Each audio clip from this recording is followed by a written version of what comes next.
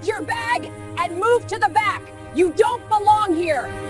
The words sliced through the cabin air like a blade, sharp and deliberate. Flight attendant Brenda Miller didn't whisper them. She didn't hesitate. She delivered them with the kind of authority that comes from 20 years of deciding who deserves respect and who doesn't.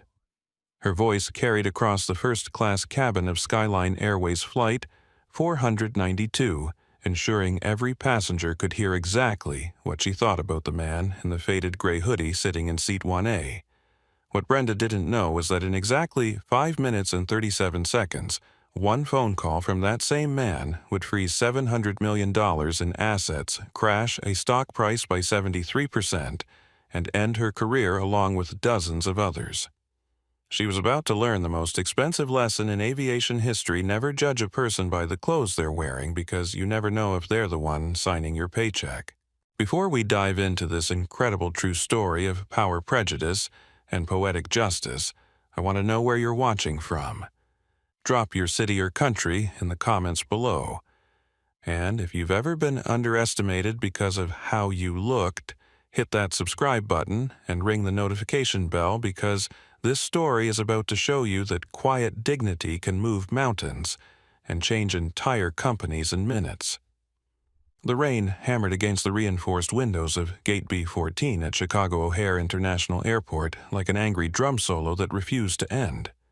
It was 6:47 p.m. on a cold Thursday evening in November, and the first-class lounge buzzed with the kind of quiet energy that only comes from people who have somewhere important to be. The air smelled of expensive espresso Italian leather and what could only be described as liquid entitlement.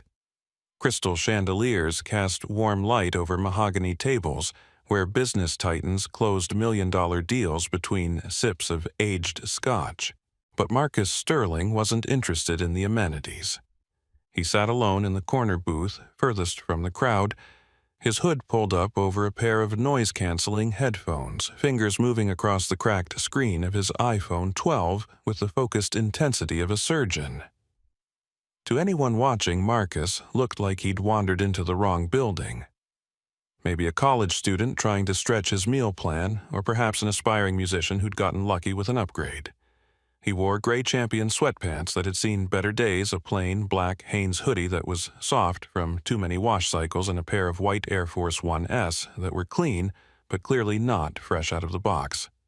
There was no Patek Philippe on his wrist, no Louis Vuitton luggage at his feet, no Platinum American Express card casually displayed on the table. Just a weathered leather messenger bag that looked like it had survived a war, and the kind of bone-deep exhaustion that comes from 72 straight hours of high-stakes negotiations. But appearances, as the entire staff of Skyline Airways was about to discover in the most painful way possible, can be catastrophically deceiving. Marcus Sterling wasn't a student stretching his budget. He wasn't an aspiring artist hoping for his big break. He was the founder and chief executive officer of Sterling Dynamics, a private equity and logistics empire that had quietly become the invisible backbone of American transportation infrastructure. His company controlled shipping routes, managed supply chains, and held strategic debt positions in companies most people had never heard of but used every single day of their lives. Marcus was worth approximately $15.7 billion, making him the 43rd richest person in North America. But you'd never know it from looking at him, and that was exactly how he preferred it. While other billionaires competed to see who could build the biggest yacht or buy the most expensive art, Marcus had spent the last 2 decades perfecting the art of invisible influence. He moved through the world like a ghost, accumulating power while everyone else was distracted by the noise. The last 72 hours had been particularly brutal even by Marcus's standards. He'd been locked in a windowless conference room on the 37th floor of a Manhattan skyscraper, orchestrating the hostile takeover of Meridian Global Shipping, a failing conglomerate that controlled critical Pacific trade routes. The negotiations had been vicious, involving lawyers from 7 different countries, regulatory officials who seemed determined to make everything as complicated as possible, and board members who would rather burn their company to the ground than sell it to someone they considered an outsider. Marcus had won, of course. He always won. But the victory had come at a cost. He hadn't slept in 3 days. He'd survived on nothing but black coffee, protein bars, and the kind of pure determination that had built his empire from a single delivery truck he'd bought with a borrowed $5,000 when he was 22 years old. His head felt like it was wrapped in cotton. His eyes burned from staring at documents, and every muscle in his body ached from spending 3 straight days hunched over conference tables. All Marcus wanted was to collapse into seat 1A of Flight 492, close his eyes, and wake up 8 hours later in London, where his assistant Sarah would meet him with a proper breakfast and a detailed briefing on the 17 other deals currently moving through Sterling Dynamics' acquisition pipeline. He didn't want to make conversation. He didn't want to network. He certainly didn't want to explain to anyone why a man who looked like he'd just finished a shift at Best Buy was sitting in first class. He just wanted to be left alone. Flight 492 to London Heathrow is now beginning pre-boarding for passengers needing special assistance, followed by first class and business elite members. The announcement echoed through the gate area like a starting gun.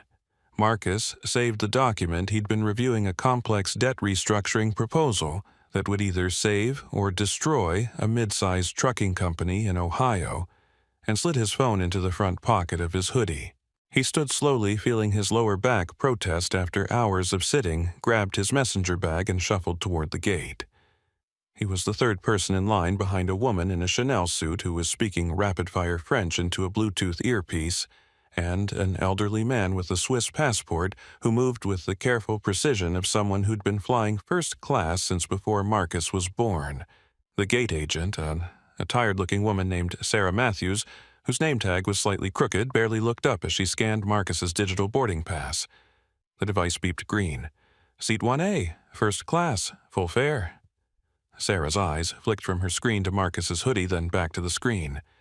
She frowned slightly, her finger hovering over her keyboard as if she expected the computer to suddenly announce that a mistake had been made. But the line was growing behind them, and her supervisor was watching from across the corridor. "Enjoy your flight, Mr. Sterling," she said finally, though her voice carried the kind of doubt usually reserved for checking IDs at expensive nightclubs.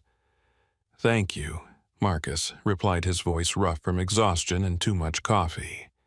He walked down the jet bridge, feeling the familiar rush of cool, recycled air that meant he was almost home free.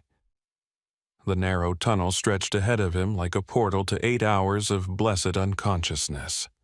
Flight 492 was a Boeing 777-300ER, one of Skyline Airways' flagship aircraft, configured with 28 first-class seats that could convert into fully flat beds.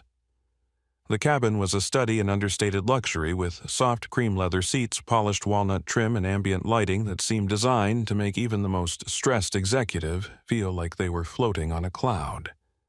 Marcus stepped aboard and turned left past the galley, where flight attendants were busy with pre-flight preparations.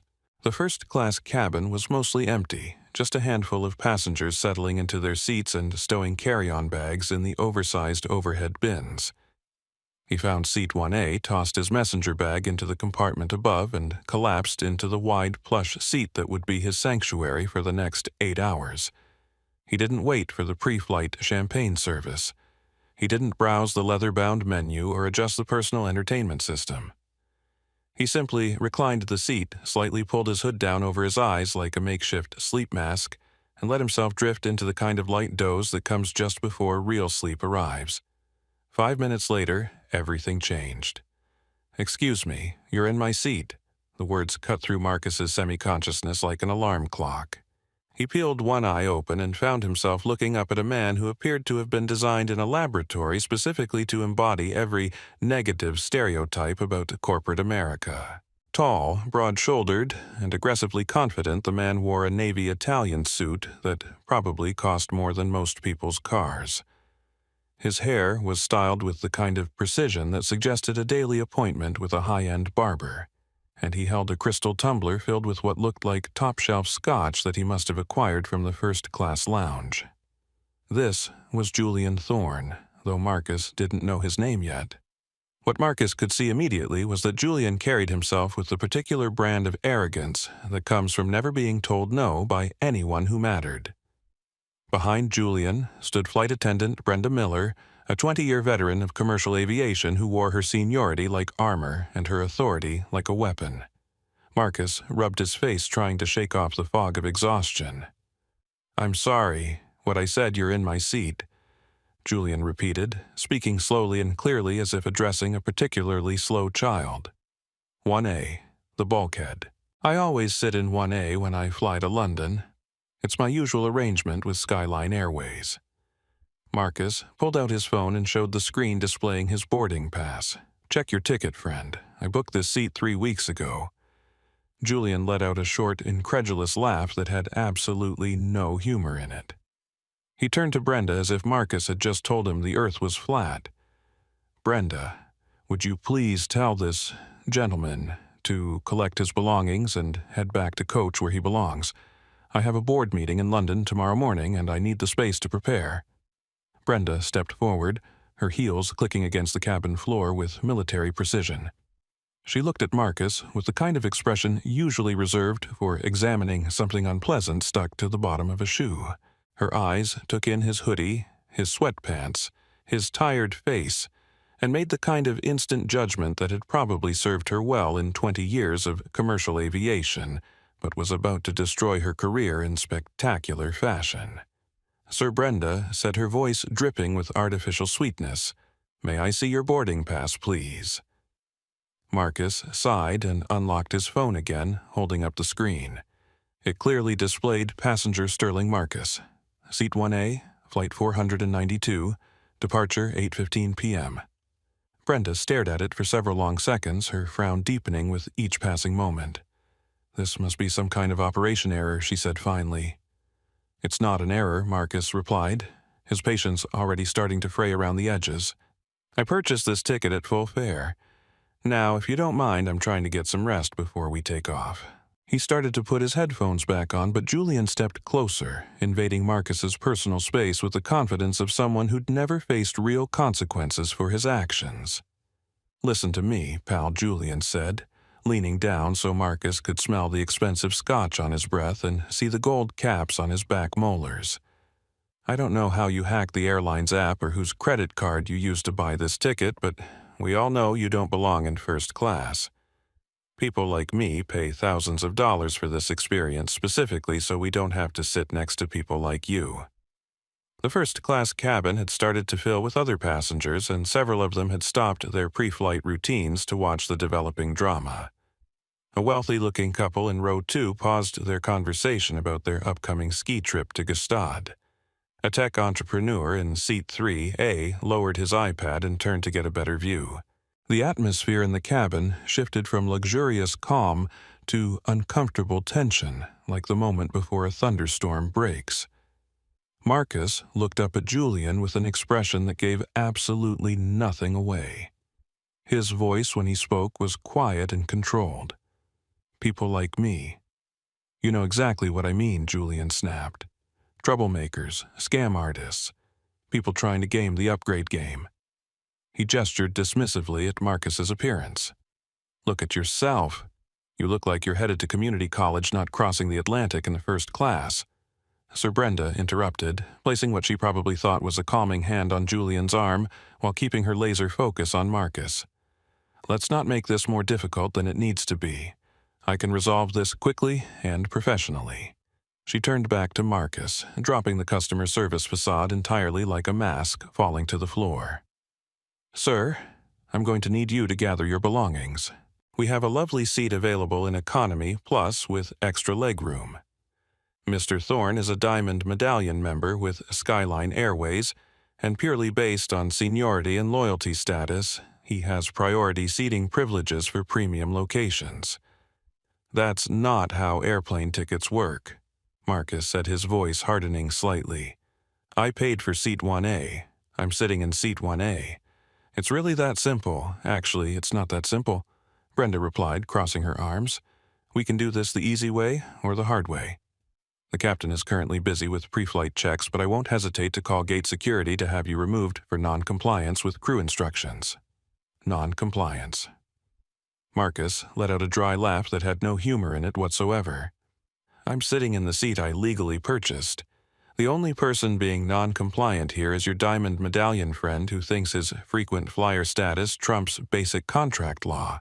Julian slammed his free hand against the side of Marcus's seat pod, causing several other passengers to jump and turn around completely. "Do you have any idea who I am?" he demanded, his voice rising enough that people in business class could hear every word. "I am Julian Thorne. I'm a senior managing director at Pemberton Capital. My firm manages institutional assets worth more than you could count in a lifetime. I am not spending 7 hours across the Atlantic staring at some guy in a hoodie who probably hasn't showered in a week." It was true that Marcus hadn't showered in 2 days, though he smelled of the expensive sandalwood soap from the Four Seasons, where he'd been staying during the Meridian negotiations, mixed with exhaustion and the faint residue of too much coffee. But Julian was building a narrative, and facts had never been particularly important to Julian when he was building narratives. Last warning, Brenda announced, her finger hovering over the intercom button like a gunslinger ready to draw. "Either move to row 34C voluntarily, or I'm calling gate security to escort you off this aircraft." Marcus looked at Brenda. He looked at Julian, who was practically vibrating with righteous indignation. He looked around the cabin at the faces of the other first-class passengers, most of whom had already decided that he was the problem, simply because he didn't look like he belonged there. These were people who lived in a world where appearance equaled legitimacy, where expensive clothes meant worthiness, where the right watch or handbag served as a passport to respect. He realized that no matter what he said, no matter what documentation he provided, no matter how calm and reasonable he remained, they had already made their decision about who he was and what he deserved. They saw a young black man in casual clothes, and their minds had filled in the rest of the story with assumptions that were as old as they were ugly. Marcus took a deep breath and made a choice that would change dozens of lives forever. "Call gate security," he said calmly. "Call airport police. Call whoever you want. I'm not moving from the seat I paid for." Brenda's eyes narrowed into slits. "Fine, have it your way." She turned on her heel and marched toward the cockpit to use the aircraft interphone, her steps sharp enough to mark time for a military parade. Julian remained standing over Marcus's seat, swaying slightly from the scotch, and what was clearly a lifetime of never being challenged by anyone who couldn't fire him. "You're making a huge mistake," he said, pointing a manicured finger at Marcus's face. "I know people at this airline, important people. When this is over, you'll be lucky if they don't ban you from flying altogether." "I'm terrified," Marcus replied dryly, putting his headphones back on. But Julian wasn't finished. He was the kind of man who needed to have the last word, needed to establish dominance, needed everyone within earshot to understand exactly where they stood in his personal hierarchy.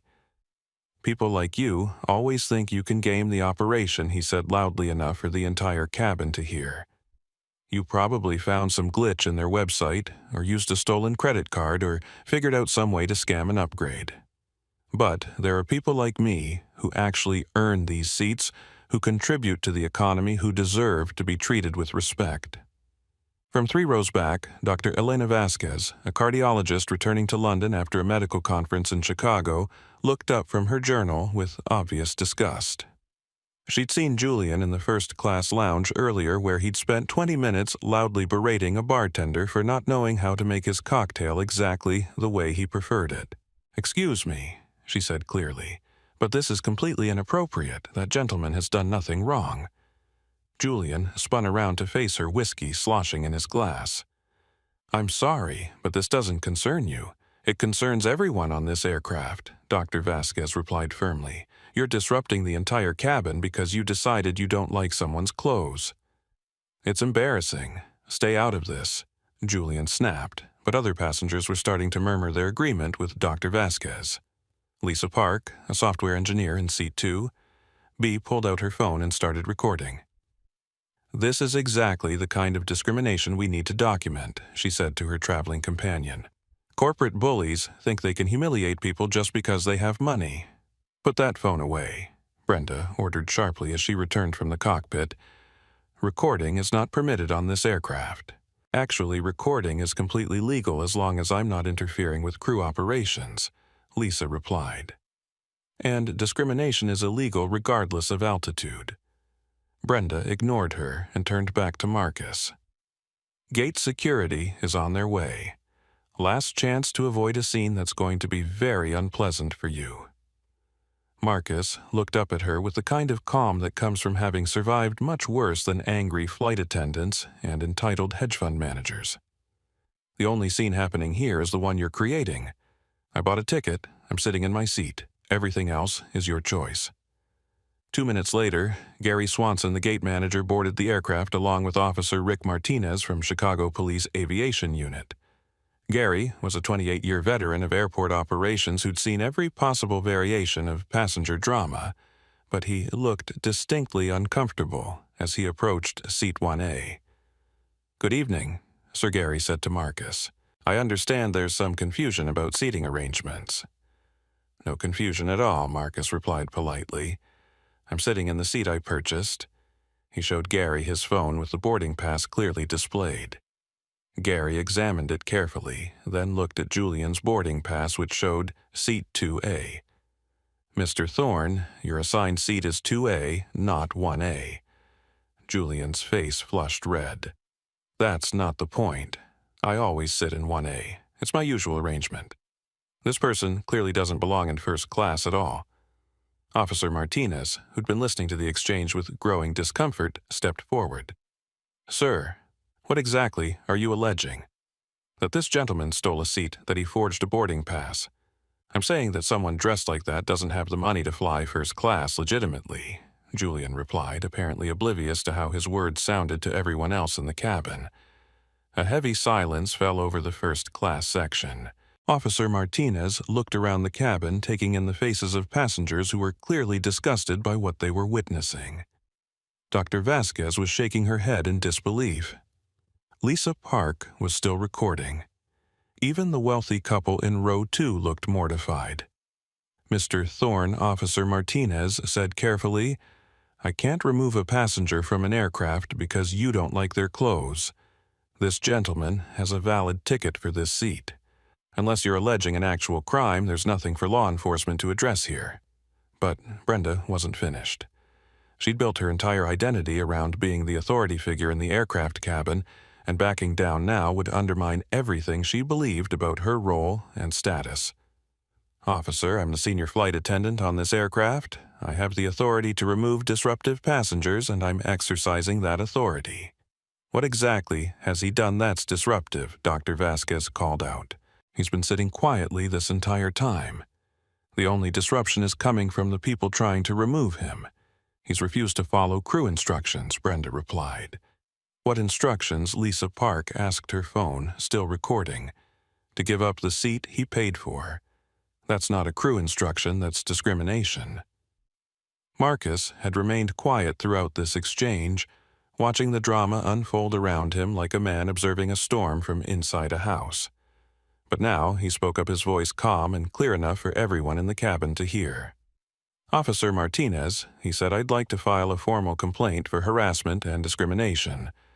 I've been threatened, intimidated, and publicly humiliated by airline staff, and this passenger for no reason other than their prejudicial assumptions about who I am and what I can afford." Julian laughed loudly. "Oh, this is rich. Now you're playing the victim card." "I'm not playing anything," Marcus replied. "I'm a paying customer being mistreated by your airline's employees and tolerated by your gate management. If this is how Skyline Airways treats its customers, then Skyline Airways has a very serious problem." Gary Swanson looked around the cabin, clearly recognizing that this situation had spiraled completely out of control. Half the first-class passengers were recording on their phones. Dr. Vasquez was threatening to file her own complaint, and Julian was becoming more belligerent with each passing minute. "Mr. Thorne," Gary said finally, "I need you to take your assigned seat in 2A so we can proceed with departure." "Absolutely not," Julian replied. "I'm not sitting next to him. Either he moves or I want a full refund and compensation." "Sir, 2A is a perfectly good seat," Gary replied. It's not about the seat Julian snapped, it's about the principle. People like him need to understand that there are standards, that there are consequences for trying to rise above their station.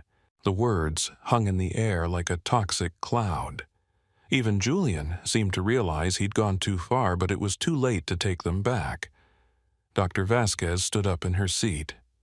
Did everyone else hear that she asked loudly? He just said people need to know their station. In 2023, on an American airline. Lisa Park's phone captured every word. "This is going straight to social media," she announced. "People need to see exactly what kind of attitudes still exist." Officer Martinez had heard enough. "Mr. Thorne, you need to take your assigned seat or leave the aircraft. Your choice." But Julian wasn't ready to surrender. He was the kind of man who doubled down when challenged, who escalated when cornered, who would rather burn everything down than admit he was wrong. "This is ridiculous," he declared, pulling out his own phone. "I'm calling Richard Vance right now. He's the CEO of this airline and a personal friend. We'll see how long your jobs last after he hears about this." He scrolled through his contacts and placed the call, putting it on speaker for everyone to hear. After several rings, a tired voice answered. "Julian, it's after 9 p.m. This better be important." "Richard, I'm on flight 492 to London, and your staff is allowing some vagrant to occupy first class. I need this resolved immediately." There was a pause. "Julian, what exactly are you talking about?" "There's a person in seat 1A who clearly doesn't belong there. He's dressed like a homeless person and he's making everyone uncomfortable. Your flight attendant needs to remove him, but she's being influenced by some bleeding heart passengers who are recording everything and making threats." Another pause, longer this time. "Julian, do you hear yourself right now? Are you seriously calling me to complain about another passenger's clothes? This isn't about clothes, Richard. This is about maintaining standards, about protecting the experience for legitimate customers. Julian, I'm going to hang up now before you say something that gets both of us in serious trouble. Take your assigned seat or get off my airplane." The line went dead. Julian stared at his phone in shock, clearly unable to process that his grand gesture had backfired so completely. Gary Swanson saw his opportunity. "Mr. Thorne, you have 30 seconds to take seat 2A, or you'll be removed from the aircraft." Julian looked around the cabin, seeing the faces of passengers who were no longer just uncomfortable, but actively hostile toward him. Dr. Vasquez was glaring at him with open contempt. Lisa Park was still recording. The wealthy couple in row 2 had turned their backs to him entirely. "This isn't over," he muttered, but he took his seat in 2A, slouching down like a sulking child. Marcus had watched this entire exchange with the same calm expression he'd maintained throughout the ordeal. He nodded politely to Officer Martinez and Gary Swanson as they prepared to leave the aircraft. "Thank you for your professionalism," he told them quietly. As the crew prepared for departure, Dr. Vasquez leaned across the aisle.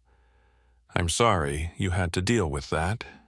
It was completely inappropriate." "I appreciate that," Marcus replied, "but I've seen worse." He put his headphones back on and closed his eyes, but he wasn't sleeping. He was thinking, he was planning, and he was making a series of mental phone calls that would change everything. Because while Julian Thorne and Brenda Miller had been busy demonstrating their ignorance and prejudice, Marcus Sterling had been quietly calculating exactly how much it would cost to buy their employer. And the answer, as it turned out, was surprisingly affordable. Flight 492 pushed back from the gate at 8:23 p.m., 8 minutes behind schedule.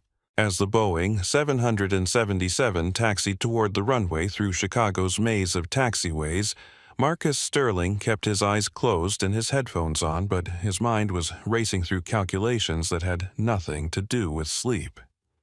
Sterling Dynamics maintained detailed financial profiles on over 3,000 companies across 16 different industries. Airlines were a particular area of expertise since transportation and logistics formed the backbone of his empire. And Skyline Airways Marcus knew from memory was in trouble. Deep trouble. The carrier had been hemorrhaging money for the past 18 months, caught between rising fuel costs, increased labor demands, and a series of public relations disasters that had damaged their premium brand. Their stock price had dropped 42% in the last year. Their debt-to-equity ratio was approaching dangerous territory.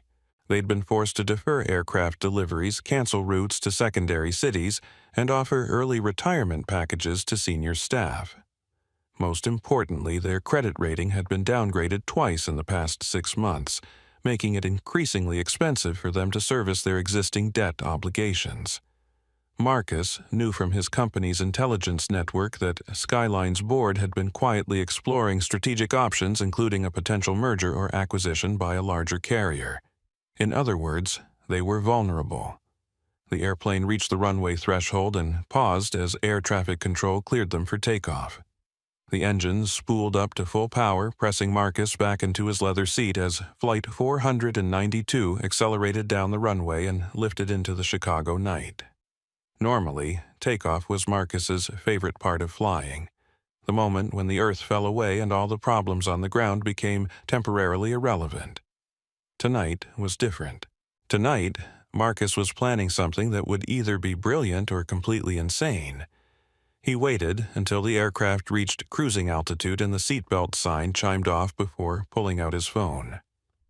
The Boeing 777 was equipped with high-speed satellite internet, which meant Marcus could access his company's secure servers from 37,000 feet above the Atlantic Ocean. His first call was to Sarah Chen, his chief of staff, who answered on the second ring despite it being nearly 10 p.m. Eastern Time. "Marcus, how's the flight?" "Eventful." Marcus replied, speaking quietly enough that Julian couldn't eavesdrop from seat 2A. "I need you to pull everything we have on Skyline Airways. Financial statements, debt structure, credit agreements, shareholder information, the works." Skyline Airways. Sarah sounded confused. "The airline you're flying on right now?" "That's the one. I also need you to contact David Kim in our credit markets division. Tell him I want real-time pricing on Skyline's senior debt tranches." And Sarah, "Yes, this is priority 1. Drop everything else. Marcus, can I ask what this is about?" Marcus looked across the aisle at Julian Thorne, who was aggressively typing on his laptop while occasionally shooting hostile glares in Marcus's direction.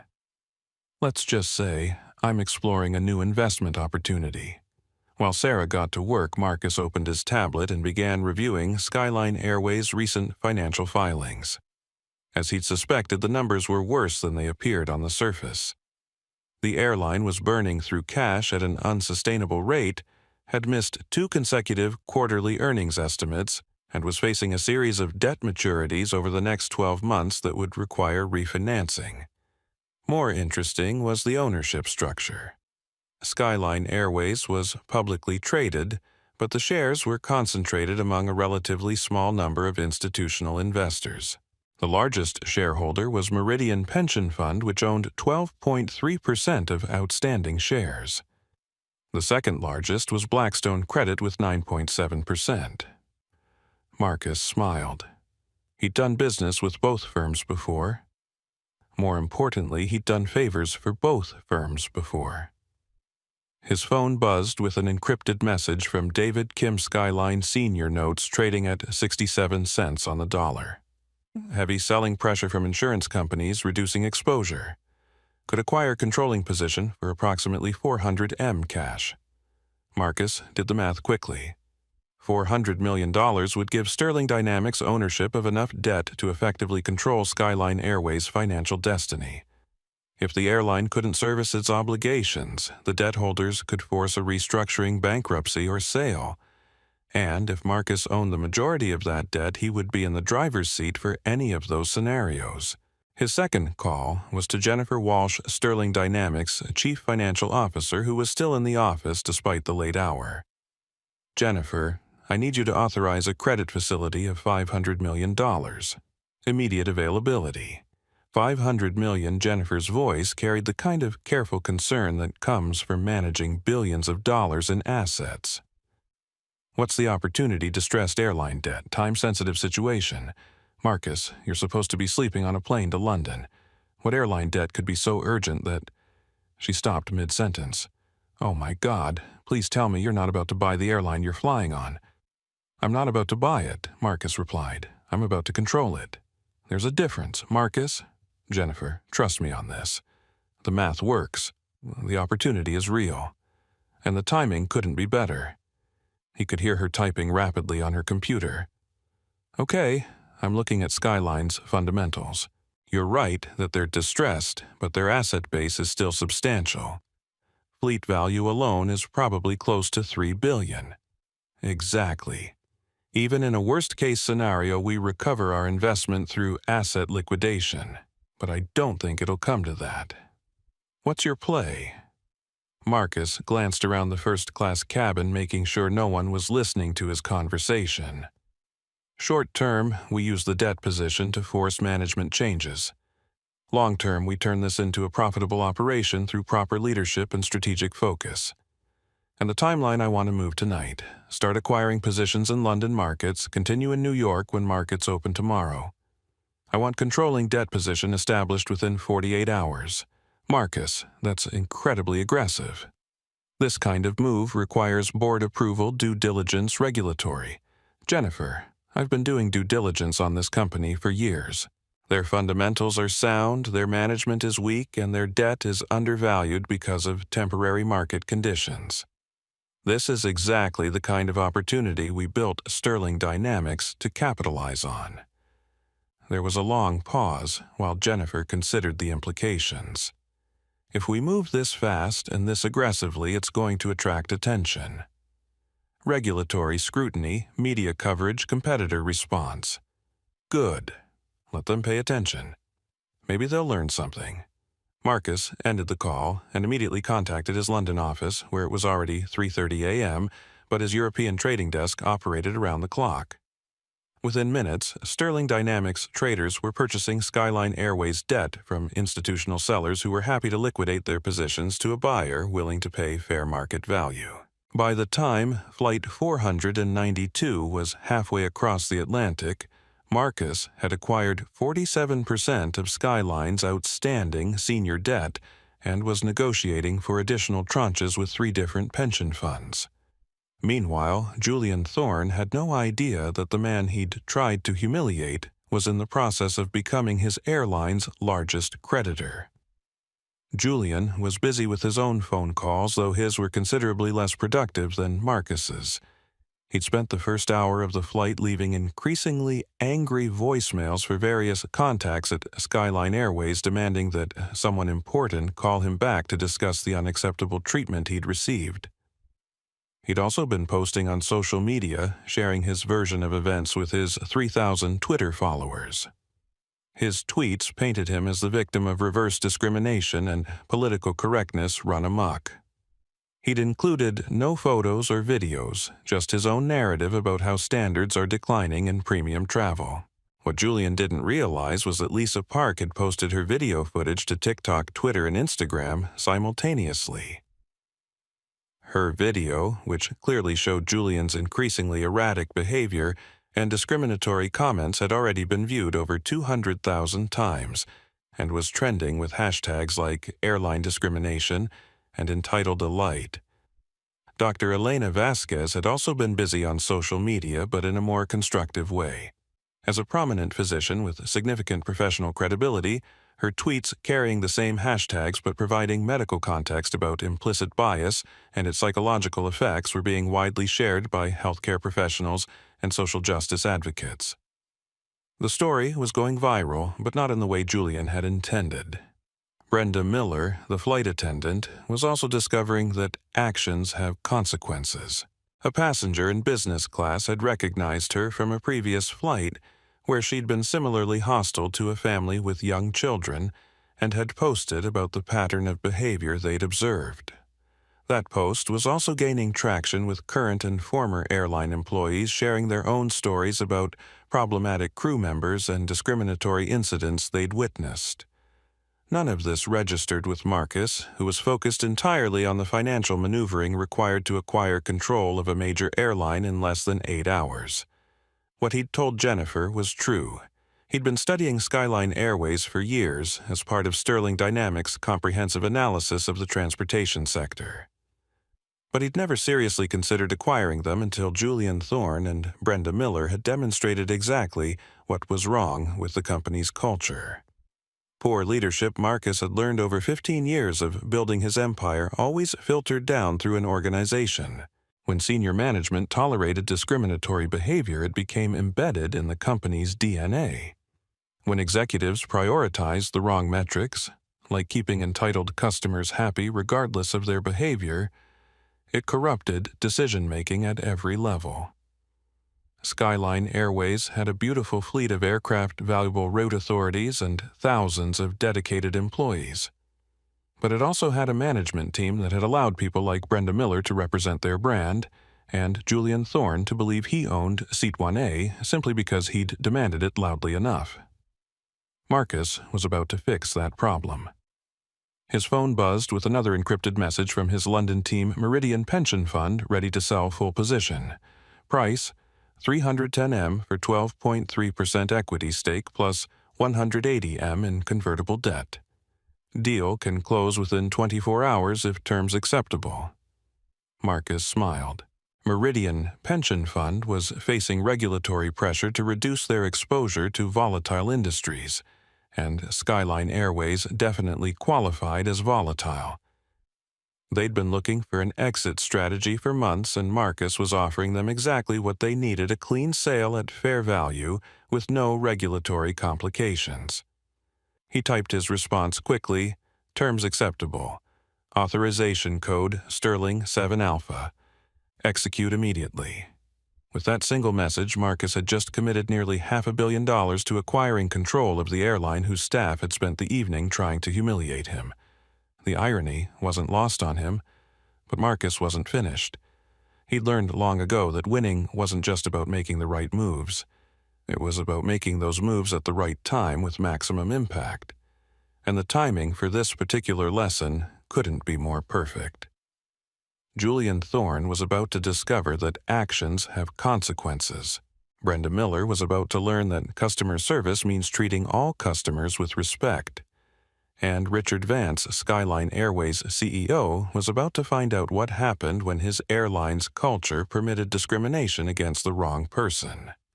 Marcus looked at his watch, 2:47 a.m. London time. In approximately 4 hours, Flight 492 would touch down at Heathrow Airport. By then, he would own controlling interest in the airline and would be in a position to implement changes immediately. He made one final call this time to James Morrison, Sterling Dynamics, head of corporate security and a former FBI investigator. James I need complete background checks on 2 individuals: Brenda Miller, senior flight attendant for Skyline Airways employee number unknown, but working Flight 492 tonight, and Julian Thorne, managing director at Pemberton Capital. What kind of background checks? Everything. Financial history, employment records, legal issues, social media presence, any complaints or disciplinary actions. I want to know if tonight's behavior is part of a pattern. Timeline, 6 hours. Marcus, that's James. I'm about to spend $500 million partly based on the behavior I witnessed from these 2 individuals tonight. I want to make sure I understand exactly who they are and what they represent. Understood. You'll have full reports before you land. Marcus hung up and finally allowed himself to recline his seat.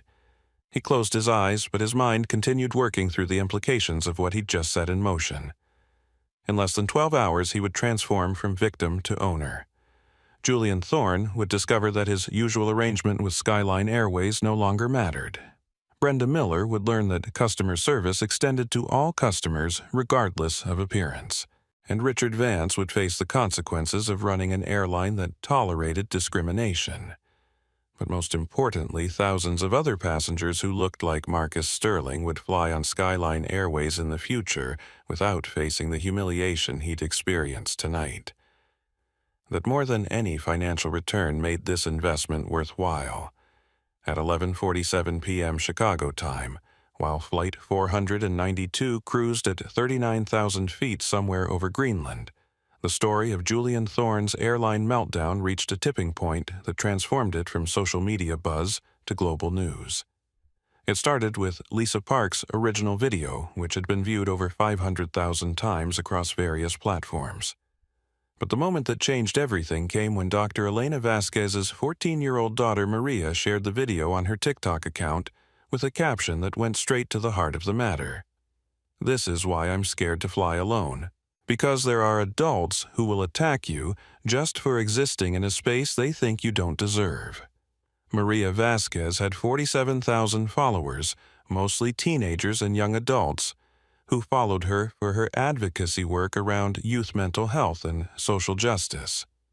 Her video, which combined Lisa Park's footage with her own commentary about discrimination and implicit bias, exploded across teenage social media with a force that surprised everyone. Within 2 hours, the video had been shared over 50,000 times and had attracted the attention of influencers with much larger platforms. Brittany Chen, a lifestyle blogger with 2.3 million followers, reposted it with her own story about being questioned about her first-class ticket because gate agents assumed she was too young to afford it. Marcus Williams, a viral comedian with 1.8 million followers, created a response video that used humor to highlight the absurdity of Julian's behavior. But the moment that really changed everything came when Congresswoman Alexandria Ocasio-Cortez retweeted Dr. Vasquez's original post with a comment that read, "This is exactly why we need stronger enforcement of civil rights protections in commercial aviation." Discrimination doesn't disappear at 30,000 feet. AOC's retweet, which went out to her 13.2 million followers, transformed what had been a viral social media story into a national conversation about discrimination in air travel. Within minutes, other politicians were weighing in. Senator Elizabeth Warren called for Department of Transportation investigations into airline discrimination policies.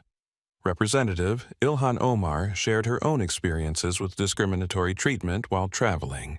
Conservative politicians pushed back with Senator Ted Cruz tweeting that political correctness is destroying customer service, and Representative Matt Gaetz claiming that airlines should be allowed to maintain standards for their premium customers. The political divide made the story even more viral as people on both sides shared the video to support their arguments. Cable news programs picked up the story for their late-night broadcasts. International media outlets began covering it as a window into American attitudes about race and class. And through it all, Julian Thorne remained blissfully unaware that he'd become the most hated man on the internet. Marcus Sterling was also unaware of his newfound internet fame, but for different reasons. He'd been busy orchestrating the most expensive acquisition in Sterling Dynamics' 15-year history, and the logistical complexity of buying an airline while flying on that same airline had consumed all of his attention. By midnight, Central Time, Sterling Dynamics had acquired 63% of Skyline Airways' outstanding debt and 27% of its equity. Marcus now controlled enough of the company's capital structure to effectively dictate its strategic direction. More importantly, he had the legal authority to demand immediate changes in management and operational policies. His phone buzzed with a call from Jennifer Walsh, who was monitoring the situation from Sterling Dynamics Crisis Management Center in Manhattan. "Marcus, we have a problem." "What kind of problem?" "The video problem. The discrimination story is going viral in a major way. CNN just ran a segment about it. Fox News is covering it. It's trending worldwide on Twitter." Marcus frowned. He'd been so focused on the financial aspects of his acquisition that he hadn't been monitoring social media. "What video?" "Multiple passengers recorded the incident with you and Julian Thorne." "It's everywhere." "And Marcus?" "Yeah, you look really good in it. Calm, dignified, reasonable. Thorne looks like an entitled maniac. But that's not the problem. What's the problem?" "The problem is that you're about to own an airline that's being destroyed in the court of public opinion. Skyline stock is down another 12% in after-hours trading. Their customer service phones are jammed with people canceling reservations. Someone started a boycott hashtag that's trending in 17 countries. Marcus absorbed this information while calculating the implications. A viral discrimination scandal could actually accelerate his timeline for implementing changes at Skyline Airways. The worse the company's reputation became, the more pressure there would be for immediate action from new ownership. Jennifer, I want you to prepare a statement for release as soon as we land in London. Sterling Dynamics is acquiring Skyline Airways specifically to address the cultural problems highlighted by tonight's incident. We're committed to ensuring that every passenger receives respectful treatment, regardless of their appearance, background, or personal circumstances. Marcus, are you sure you want to go public with this so quickly? Usually, we keep acquisitions quiet until they're completely finalized. This isn't a usual situation. Besides, the acquisition is moving faster than normal because of the viral story. Institutional investors are panicking and selling at discount prices. We're getting better terms because of the social media backlash. It was true. The same viral video that was destroying Skyline's reputation was making it cheaper for Marcus to acquire the company. Pension funds and insurance companies were dumping their Skyline holdings to avoid being associated with a discrimination scandal, which allowed Sterling Dynamics to acquire those positions at steep discounts to fair value. Marcus's phone rang again, this time with a call from James Morrison with the background check results he'd requested. Marcus, you're going to want to hear this. Julian Thorne has a history. What kind of history? 3 formal complaints filed against Pemberton Capital for discriminatory behavior in client interactions. 2 settlements paid to former employees who alleged workplace harassment. A restraining order filed by an ex-girlfriend who claimed he became violent when she tried to break up with him. And here's the interesting part. He's been suspended twice by Skyline Airways for disruptive behavior, but the suspensions were overturned after Pemberton Capital threatened to move their corporate travel account. Marcus felt a cold anger settle in his chest. So, this wasn't an isolated incident, not even close. And Brenda Miller isn't much better. She's had 17 customer complaints filed against her in the past 2 years, mostly for discriminatory treatment of passengers she deemed inappropriate for first class. The complaints were all dismissed by management because she has seniority and union protection. James, I want you to prepare detailed files on both individuals. Include everything: complaints, settlements, social media posts, financial information, anything that demonstrates a pattern of behavior. Already working on it. But Marcus, there's something else you should know. But the story isn't just viral anymore, it's national news, and you're being portrayed as the hero of the story. Dignified passenger maintains composure despite outrageous discrimination. There are calls for congressional hearings on airline discrimination. The NAACP issued a statement supporting you. Even some Republican politicians are saying Thorne's behavior was unacceptable. Marcus looked around the first-class cabin where most passengers were sleeping peacefully. Julian Thorne was snoring softly in seat 2. Completely oblivious to the fact that his life was imploding on social media. Brenda Miller was working in the galley, preparing breakfast service for the dawn arrival in London. Neither of them had any idea what was coming. Marcus's acquisition of Skyline Airways was proceeding exactly as planned, but the viral nature of the story meant that his first actions as the company's new owner would be under intense public scrutiny. That was fine with Marcus. He'd built his career on making bold moves under pressure, and this situation was no different. His phone buzzed with a text message from Sarah Chen. London office reports acquisition complete. Sterling Dynamics now owns controlling position in Skyline Airways. Board meeting scheduled for 8 a.m. London time. Richard Vance requesting emergency call. Marcus smiled. Richard Vance, Skyline's CEO, was probably just realizing that his late-night conversation with Julian Thorne had been recorded and posted online. In that call, Vance had told Julian to take your assigned seat or get off my airplane, which had actually been the right thing to say. But Vance had also failed to address the underlying discrimination that created the situation in the first place. That failure was about to cost him his job. Marcus composed a response to Sarah: no emergency call with Vance. He can wait until the board meeting like everyone else. But I want legal counsel present and a complete recording of all proceedings. The cabin lights dimmed as the flight crew prepared for the final approach to London. Outside the windows, the first hints of dawn were appearing on the horizon, painting the Atlantic Ocean in shades of gold and pink. In less than 2 hours, Flight 492 would touch down at Heathrow Airport, and Marcus Sterling would walk off the plane as the owner of the airline that had tried to humiliate him. But first he had one more call to make. David Kim, it's Marcus. Status update on the acquisition, complete success. We now control 71% of Skyline's debt and 33% of equity. Combined position gives us absolute control over company operations and strategic direction. Financial impact, total investment of $473 million. Based on asset values and root authorities, we're looking at a minimum return of 30%, even in a liquidation scenario. But if we can turn operations around, the upside is significantly higher. Timeline for operational control. Legally, we can assume control immediately upon landing. British aviation authorities have been notified of the ownership change. FAA approval is pending but considered routine given our financial qualifications. Marcus ended the call and looked across the aisle at Julian Thorne, who was still sleeping peacefully. In approximately 90 minutes, Julian would wake up to discover that his little power play had cost him more than just social media humiliation. It had cost him his preferred airline, his corporate travel privileges, and quite possibly his career. The viral video had revealed something important. Julian Thorne represented everything wrong with modern corporate culture, and companies were starting to realize that associating with people like him carried serious reputational risks. Marcus had already instructed his team to prepare a comprehensive report on Julian's behavior and its impact on Sterling Dynamics' potential business relationships with Pemberton Capital. That report would be shared with other companies in Pemberton's investment network, making it clear that Julian Thorne was a liability who damaged any organization he represented.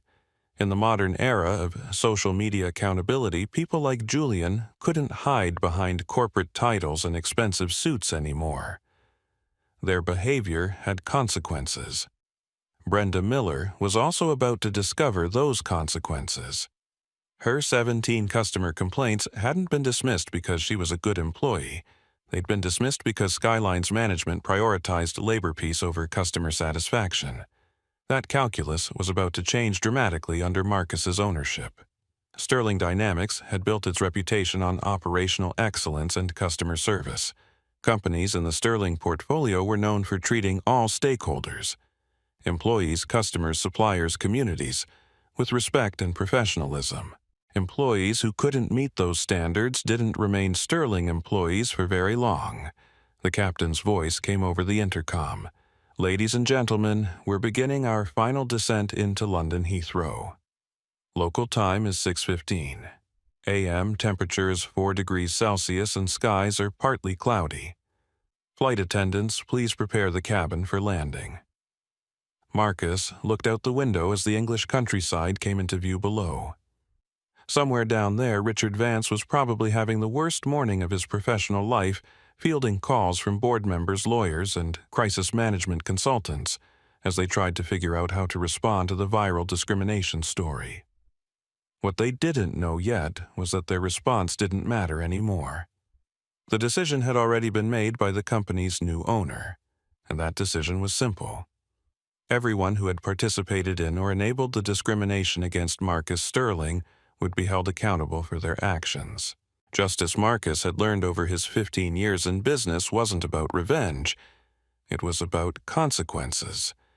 It was about ensuring that people who abused their power faced appropriate penalties so that other people in similar positions would think twice before making similar choices. Julian Thorne was about to face consequences. Brenda Miller was about to face consequences. Richard Vance was about to face consequences. And millions of people who would fly on Skyline Airways in the future would benefit from the changes that those consequences would create. Flight 492 touched down at Heathrow Airport at 6:47 a.m., London time 18 minutes ahead of schedule. As the Boeing 777 taxied toward the gate, Marcus powered on his phone and watched as dozens of notifications flooded his screen. Text messages from friends who'd seen the viral video. Emails from business partners expressing support. News alerts showing that the story was now being covered by major international media outlets.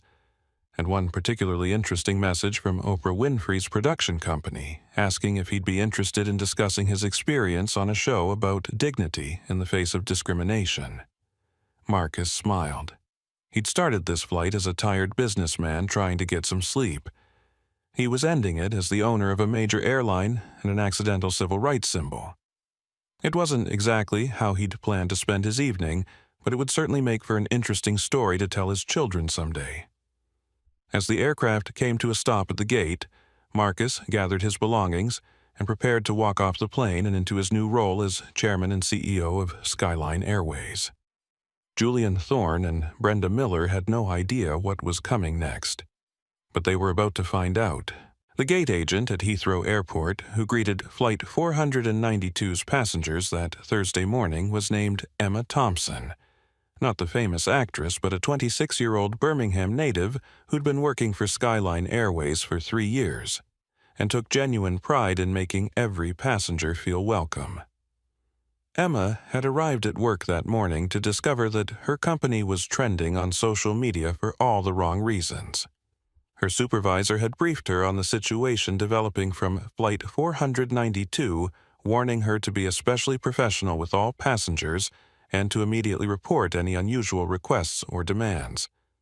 What Emma didn't know was that she was about to meet the man who had just bought her employer. Marcus Sterling was the third passenger off the plane, walking calmly down the jet bridge with the same unhurried pace he'd maintained throughout the entire ordeal.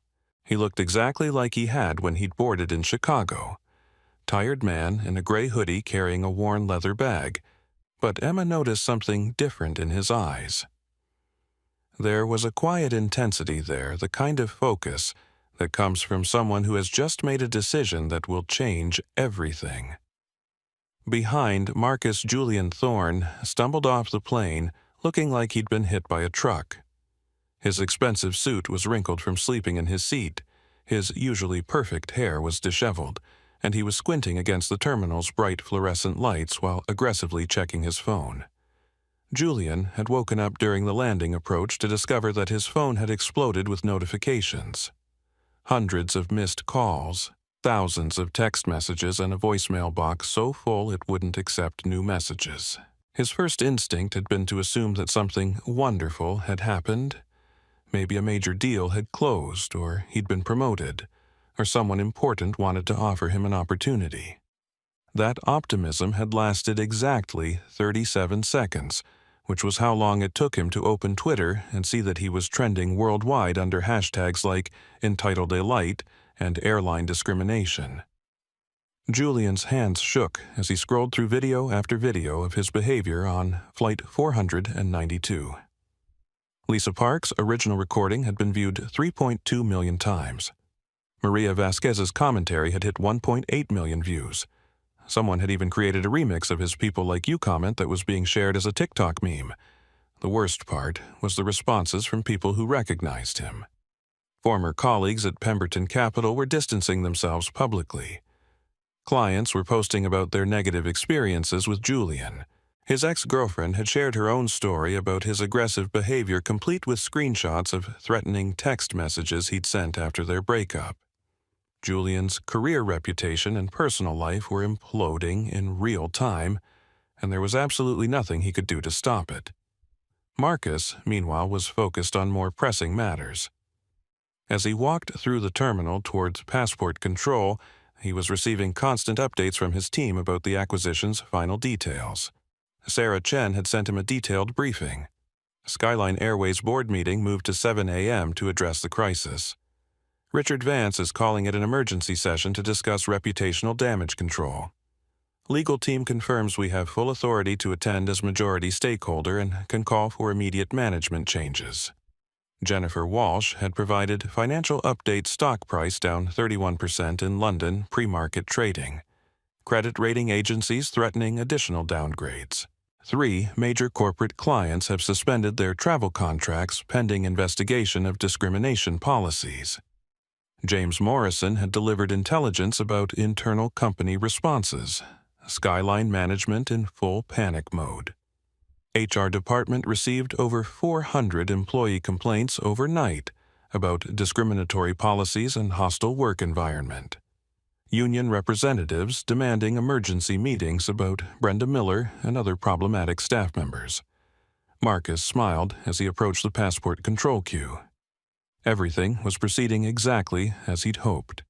The viral nature of the discrimination story was creating massive pressure for immediate change at Skyline Airways, which gave him the perfect justification for the rapid management overhaul he was planning. But first he had one phone call to make. Marcus dialed Richard Vance's direct number while waiting in line to clear customs. The call was answered on the first ring by a voice that sounded like it belonged to someone who hadn't slept in 12 hours. "Sterling, how did you get this number?" "Richard, this is Marcus Sterling. I think we need to talk. Look, if this is about what happened on Flight 492, I want you to know that we're taking the situation very seriously. We've launched a full investigation and appropriate disciplinary action will be taken if any policies were violated." Marcus chuckled softly. "Richard, I'm not calling to complain about customer service. Then what? Why are you calling me at 7 in the morning? I'm calling to inform you of a change in ownership. As of 43 minutes ago, Sterling Dynamics became the majority controlling stakeholder of Skyline Airways through emergency debt acquisition." The silence on the other end of the line stretched for nearly 10 seconds. Marcus could hear muffled voices in the background. Probably lawyers and crisis management consultants who were trying to help Richard navigate the viral discrimination story. That's impossible," Richard said finally. "Corporate acquisitions don't happen overnight. There are regulatory requirements, board approvals, due diligence processes. Richard, I've been tracking Skyline's financial position for over 2 years. Your debt-to-equity ratio has been deteriorating steadily. Your credit rating has been downgraded twice, and your institutional shareholders have been looking for exit strategies. Last night's discrimination incident simply provided the market catalyst that made acquisition feasible at reasonable valuations." More silence. Marcus could hear someone in the background saying, "Are you kidding me? The guy from the video bought us specifically." Marcus continued. "Sterling Dynamics now owns 71% of your senior debt and 33% of your equity. Combined with proxy agreements we've secured from 3 pension funds, we control more than enough of your capital structure to dictate strategic direction." "This is insane," Richard whispered. "You bought an entire airline because you were angry about a seating dispute. I bought an airline because your company's culture permits widespread discrimination against customers based on their appearance and perceived social status. What happened to me last night wasn't an isolated incident, Richard. It was a symptom of leadership failure that extends throughout your organization." Marcus had reached the front of the passport control line. The immigration officer, a middle-aged Sikh gentleman with kind eyes, examined Marcus's passport and asked about the purpose of his visit. "Business," Marcus replied. "I'm here to fix some problems at a local company." The officer stamped his passport and welcomed him to the United Kingdom. Marcus thanked him and continued toward the exit, while Richard Vance continued to process the implications of their conversation. "Marcus, please, we can work together on this. I can help you transition into ownership. I understand there were problems last night, but we can address them through normal corporate governance processes." "No, Richard, we can't." "Why not?" "Because you built a culture where Brenda Miller felt comfortable humiliating a passenger in front of an entire cabin, and where Julian Thorne believed his frequent flyer status gave him the right to demand someone else's seat. That culture didn't develop overnight, and it won't change through normal processes." Marcus walked through the customs checkpoint and into the main terminal where Sarah Chen was waiting for him with a small team from Sterling Dynamics' London office. She looked exhausted but excited, the kind of expression that comes from pulling off something that everyone said was impossible. Richard Marcus said, "You're fired. You can't just—" "Actually, I can. Check your employment contract section 12.3.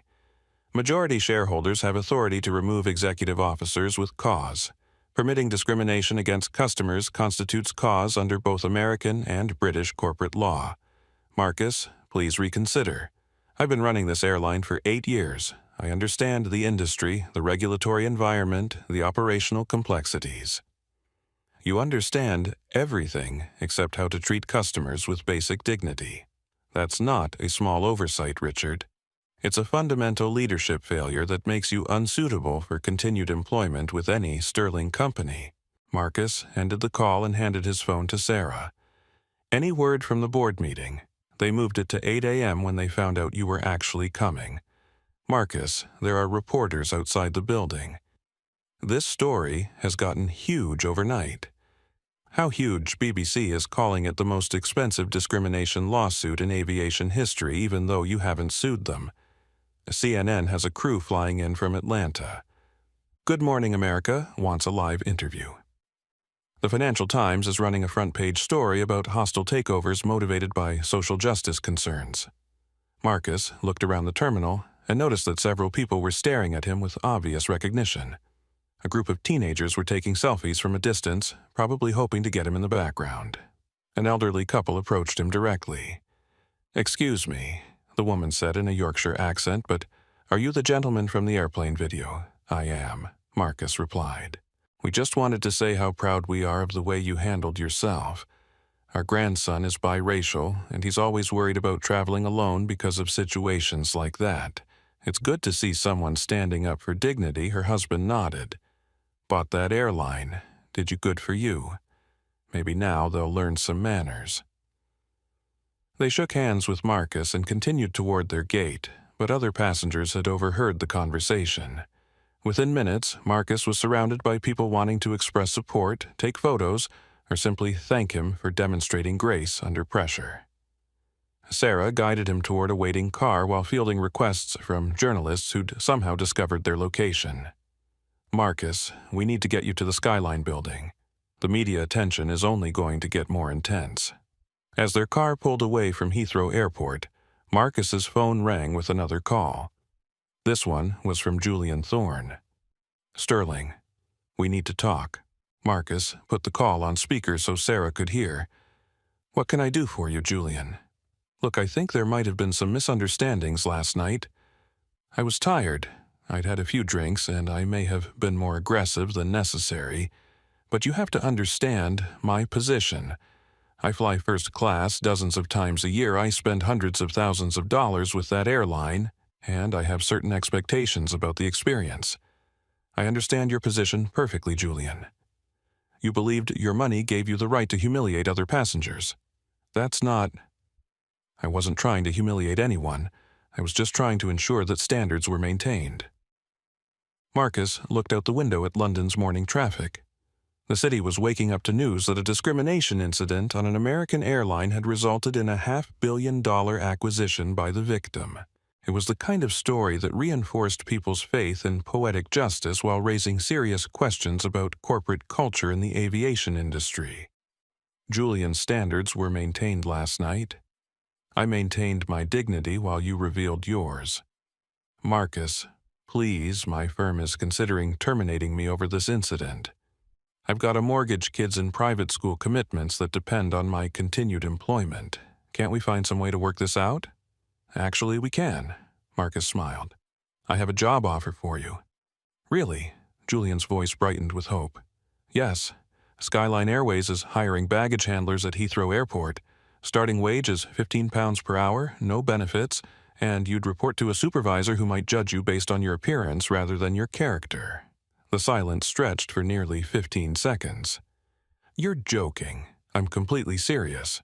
You spent last night explaining to me that people need to know their station, that some individuals deserve respect while others don't.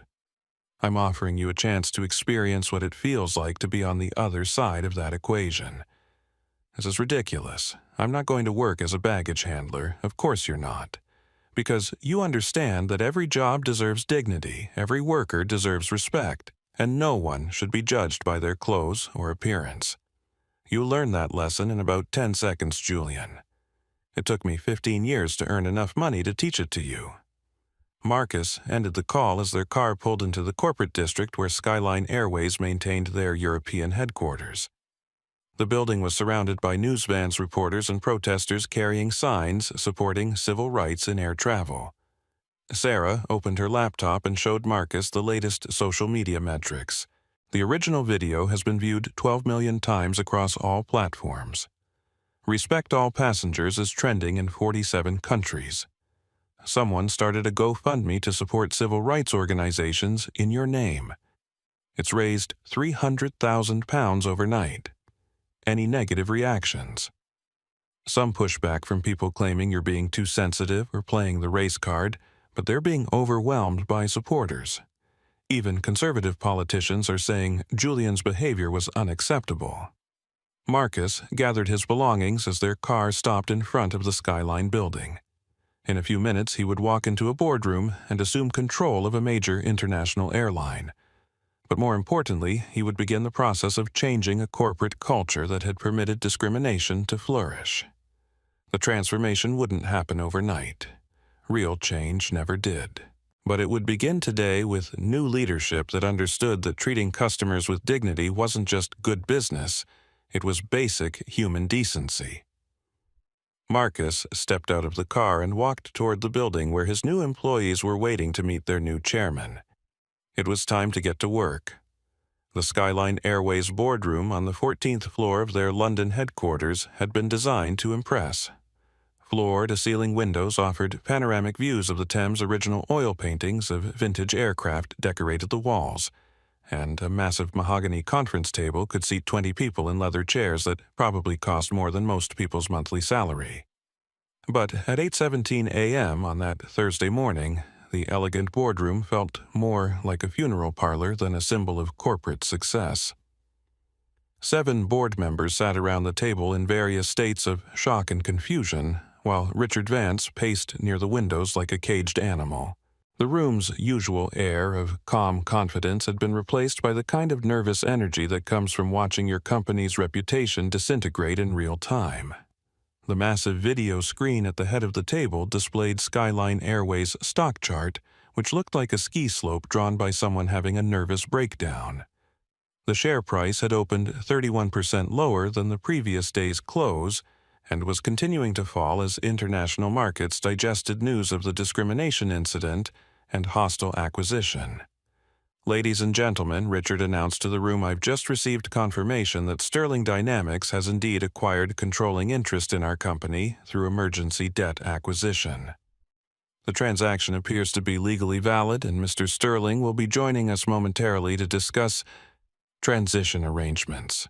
Board member Patricia Williams, a former British Airways executive who'd joined Skyline's board 3 years earlier, shook her head in disbelief. "In 40 years of aviation experience, I've never seen anything like this.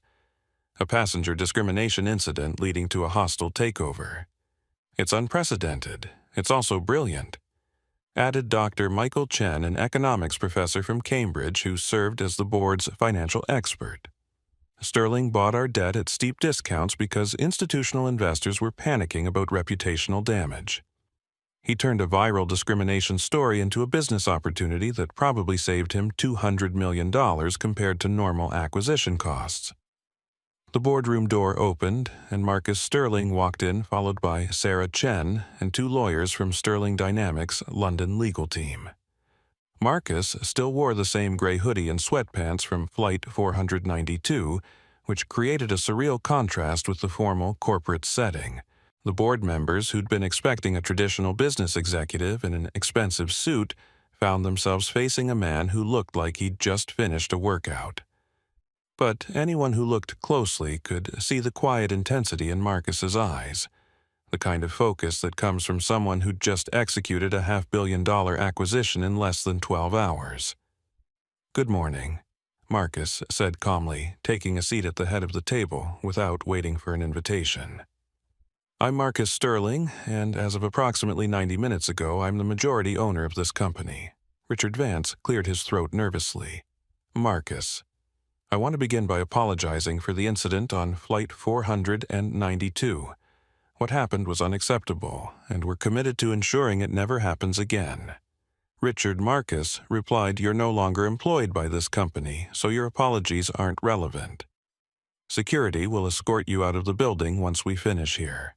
The boardroom fell silent except for the sound of Patricia Williams dropping her coffee cup. Richard's face turned pale as he processed what Marcus had just said. You can't just fire me without cause. I have cause. Multiple causes, actually.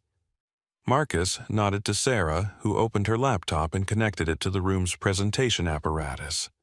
James Morrison, our head of corporate security, spent the last 8 hours investigating Skyline Airways' customer service record. What he found was enlightening. The screen filled with data that made every board member sit up straighter. Customer complaints by category, employee disciplinary records, social media mentions, financial correlation between discriminatory incidents and revenue losses. In the past 18 months, Marcus continued Skyline Airways has received 437 formal complaints alleging discriminatory treatment by your staff. These complaints were deliberately dismissed or minimized by management. 17 of those complaints specifically involved Brenda Miller, the flight attendant who harassed me last night.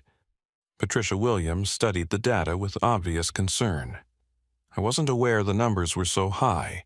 That's because Richard's management team classified discrimination complaints as customer service issues to avoid regulatory scrutiny. They buried the pattern by spreading complaints across different departments and avoiding the kind of centralized tracking that would reveal broad problems. Dr. Chen leaned forward. What kind of financial impact are we talking about? Direct revenue loss from customers who switched airlines after discriminatory incidents, approximately £12 million annually.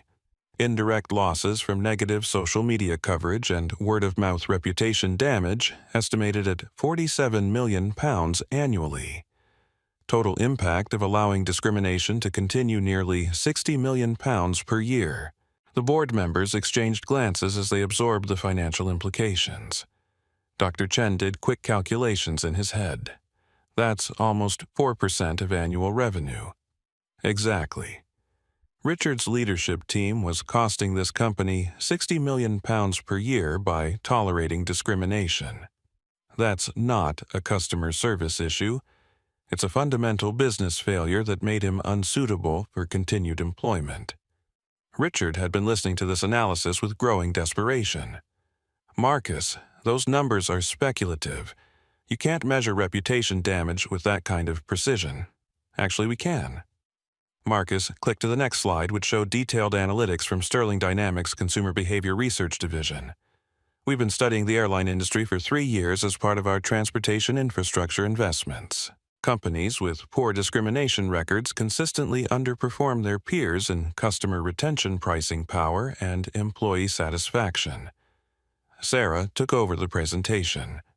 More specifically, Skyline Airways' Net Promoter Score has declined 23% over the past 2 years, directly correlated with viral social media incidents involving discriminatory treatment. Customer lifetime value has dropped accordingly, especially among younger demographics who are more likely to share negative experiences online. Marcus stood and walked to the windows overlooking the Thames. The business case for eliminating discrimination isn't complicated. Treating all customers with dignity increases customer satisfaction, improves employee morale, reduces legal liability, and enhances brand value. The fact that Richard's team failed to understand this basic principle disqualifies them from leadership positions at any Sterling company. Board member David Thompson, a veteran airline executive who'd remained silent throughout the meeting, finally spoke up. Mr. Sterling, assuming you're correct about the financial impact, what are your plans for operational changes? Immediate termination of any employee with documented patterns of discriminatory behavior. Comprehensive retraining for all customer-facing staff. Implementation of zero-tolerance policies with clear consequences. And restructuring of customer service protocols to ensure that passenger dignity is the primary operational priority. That's going to be expensive, Patricia Williams observed. Not as expensive as allowing discrimination to continue. Besides, most of these changes should have been implemented years ago as basic business practices. The fact that they weren't tells me everything I need to know about previous management. Marcus returned to his seat and looked directly at Richard Vance. Richard, you've built a corporate culture where employees like Brenda Miller felt comfortable humiliating passengers based on their appearance. That culture didn't develop accidentally. It developed because leadership tolerated and enabled it.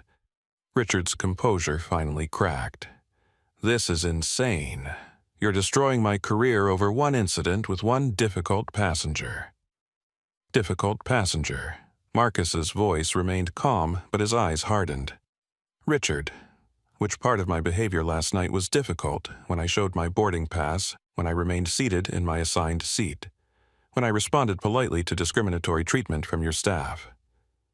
The boardroom fell silent as Richard realized he'd just revealed exactly the kind of thinking that had created Skyline's problems in the first place. Even now, after watching video evidence of Julian Thorne's behavior, Richard still thought of Marcus as the difficult one. Dr. Chen cleared his throat. Mr. Sterling, what's your timeline for these operational changes? Implementation begins today. Sarah has prepared termination letters for Richard and 3 other executives who were directly responsible for customer service policies. Brenda Miller was terminated an hour ago when Flight 492 landed. Julian Thorne has been permanently banned from flying on any Sterling Company aircraft. And the broader cultural changes, full staff retraining begins next week. New customer service protocols will be implemented within 30 days. We're also establishing an independent ombudsman office to investigate discrimination complaints and ensure they're handled appropriately. Marcus stood up and gathered his materials. Ladies and gentlemen, I didn't buy this airline to make money. Sterling Dynamics already has more profitable investments than we need. I bought it to prove a point. Companies that tolerate discrimination will face consequences, and those consequences will be severe enough to ensure the behavior doesn't continue. Patricia Williams raised her hand. What about the board? Are you planning to replace us as well? That depends. Are you willing to support the changes I've outlined, or do you think discriminating against passengers based on their appearance is an acceptable business practice? We support the changes, Dr. Chen said quickly. I think I speak for the entire board when I say we had no idea the discrimination problem was so extensive. Then you'll have the opportunity to help implement solutions. But understand this Sterling companies operate under strict ethical guidelines. Discrimination, harassment, or any form of prejudicial treatment will result in immediate termination regardless of seniority, union protection, or personal relationships with management. Marcus headed toward the door, then stopped and turned back to face the room. One final note. The viral video of last night's incident has been viewed 14 million times and counting.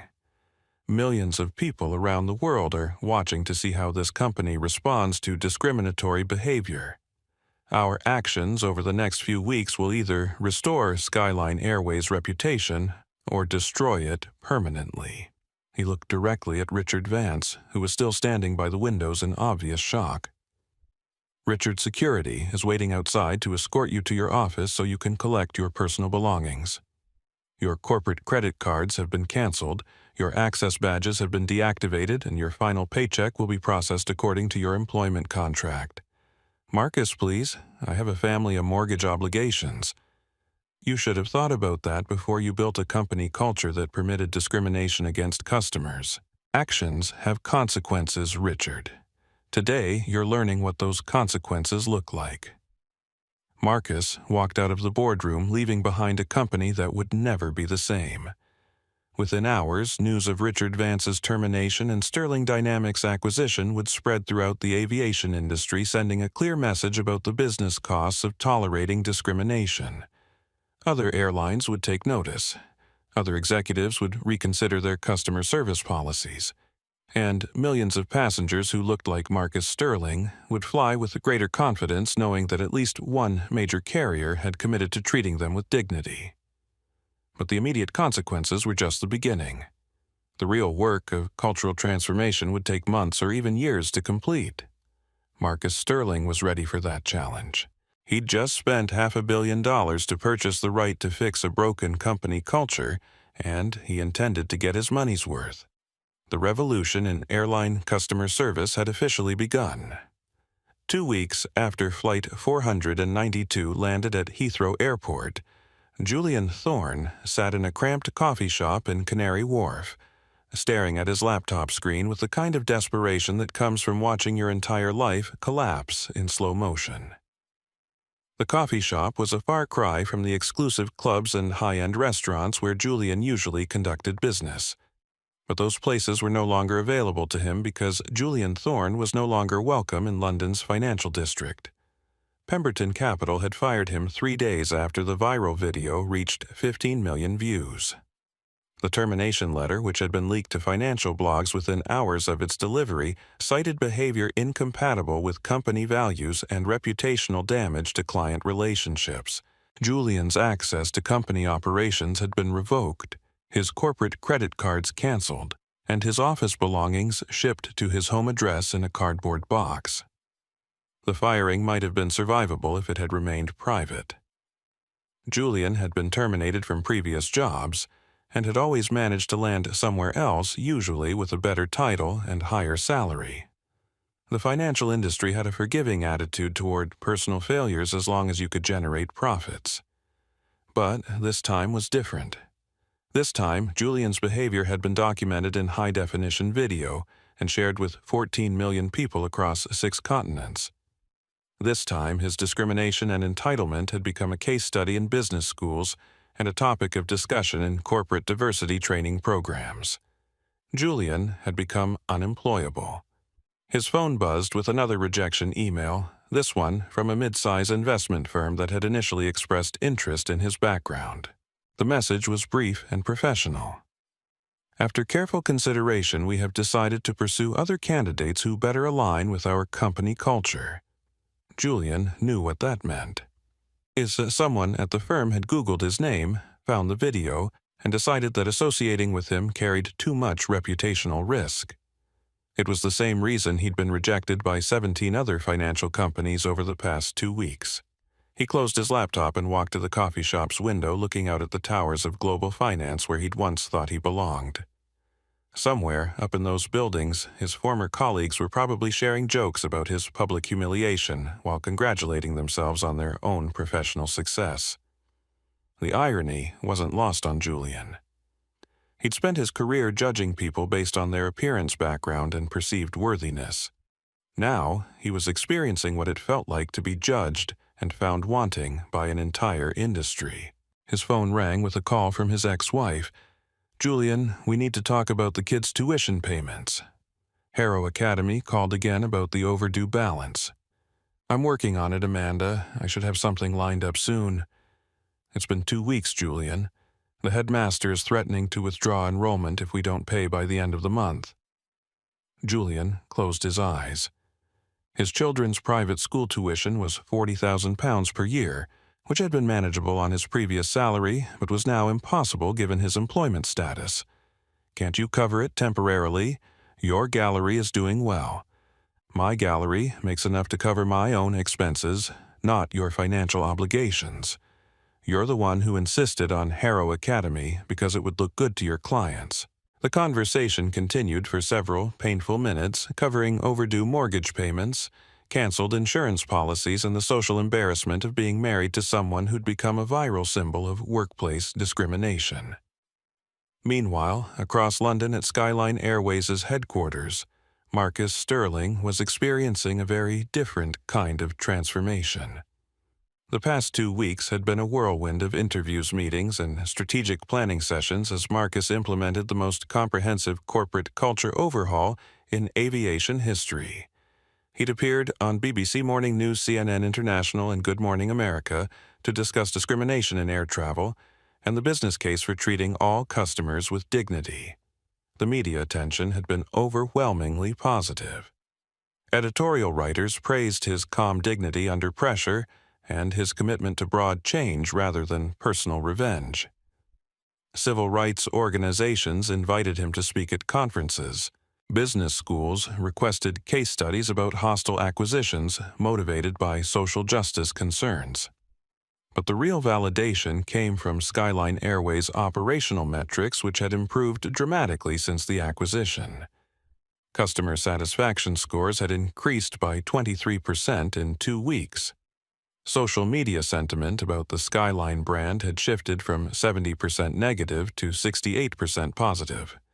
Most importantly, bookings were up 18% as travelers chose Skyline specifically because of Marcus's leadership, and the company's new commitment to passenger dignity. Sarah Chen knocked on Marcus's office door and entered with the morning briefing. Good news from the operations team. Yesterday was the first day since acquisition that we had 0 customer service complaints related to discriminatory treatment. Marcus looked up from his computer where he'd been reviewing plans for Skyline's new customer service training program. What about overall complaint volume down 37% from pre-acquisition levels? The new training protocols are working better than projected. The transformation hadn't been easy. Marcus had terminated 43 employees during the first week, including 6 managers who'd consistently dismissed discrimination complaints and 27 frontline staff members with documented patterns of prejudicial behavior. The terminations had been controversial within the company, with some employees arguing that people deserved second chances and others claiming that Marcus was being too harsh. But Marcus had held firm to his principle: companies that tolerated discrimination would face consequences, and those consequences had to be meaningful enough to prevent recurrence. Any word from the Heathrow incident? Marcus asked. Julian Thorne tried to board a Virgin Atlantic flight to New York yesterday. He was denied boarding due to the industry-wide security flag we had placed on his profile. Marcus nodded. The security flag wasn't legally binding, but most airlines honored each other's risk assessments as a professional courtesy. Julian's viral behavior had marked him as a potential disruption risk, making it difficult for him to fly on any major carrier. Sarah removed the flag. He's learned his lesson. Sarah looked surprised. Are you sure he hasn't made any public apologies or statements acknowledging his behavior? He doesn't need to apologize to me. The consequences he's faced are sufficient, and honestly preventing him from traveling is starting to feel like overkill. The truth was that Marcus felt no satisfaction from Julian's continued suffering.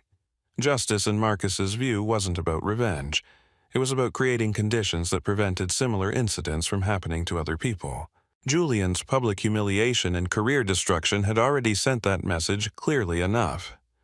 Marcus's phone buzzed with a text from Dr. Elena Vasquez, the cardiologist who'd defended him on flight 492 just flew Skyline from London to Barcelona. Incredible difference in service and attitude. You've really changed the company culture. Thank you.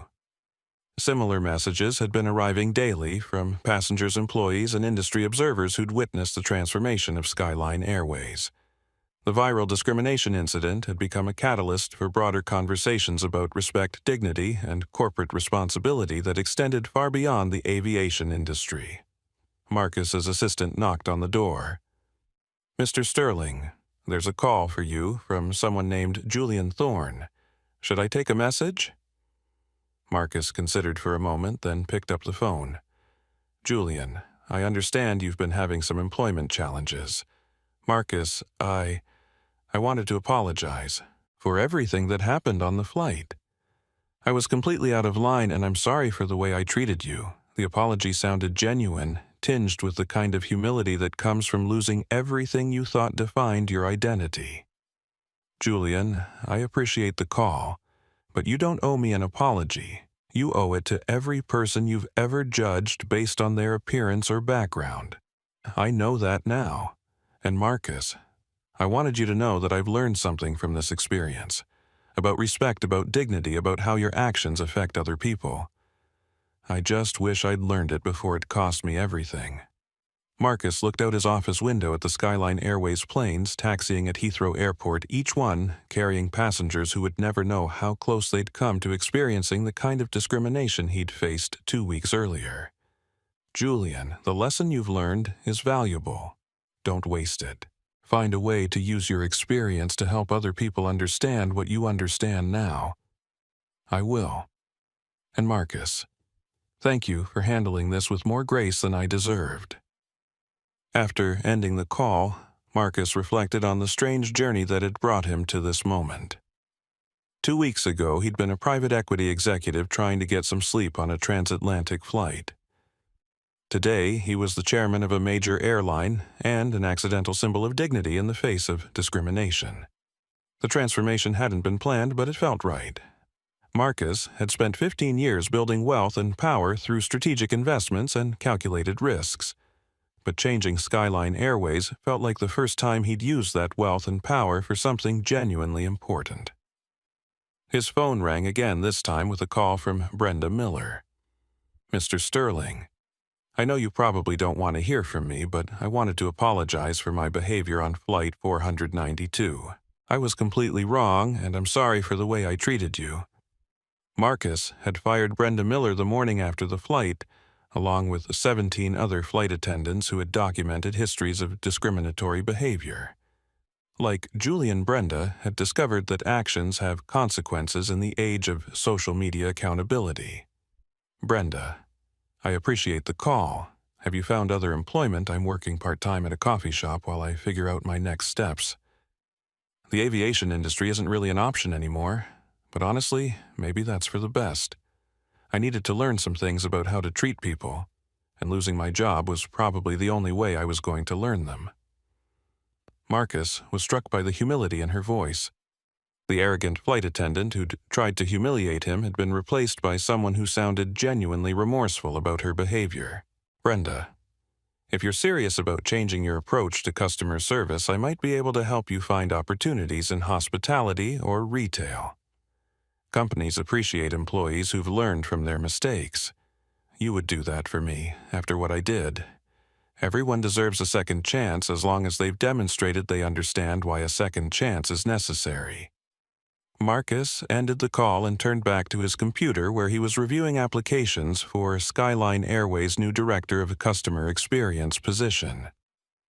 The role would be responsible for ensuring that every passenger interaction reflected the company's commitment to dignity and respect.